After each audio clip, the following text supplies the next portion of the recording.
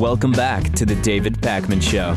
Welcome back to the show. Great to have you with us today. I was reading an article in Mother Jones over the weekend about superfoods, and we've talked about nutrition and foods and big food and all that stuff on the show quite a bit.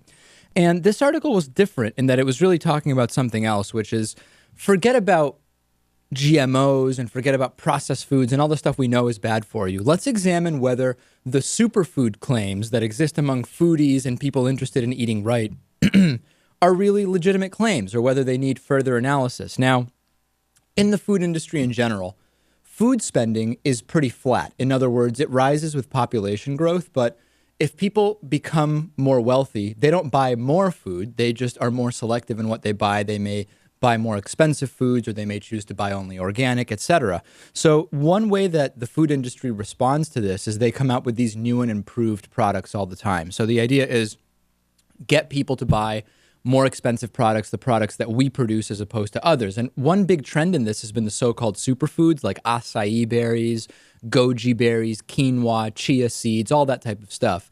And the reality is that most of the claims around these aren't false, but they're not really unique. Here's an example.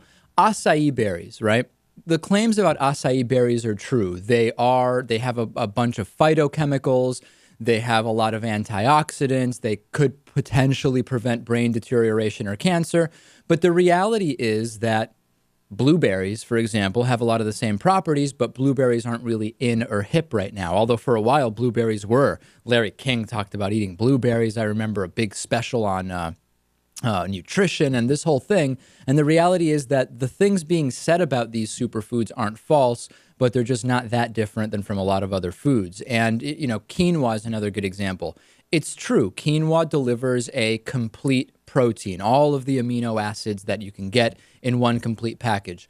But rice and beans together actually do the same thing, and they do it even better. And it's way, way cheaper.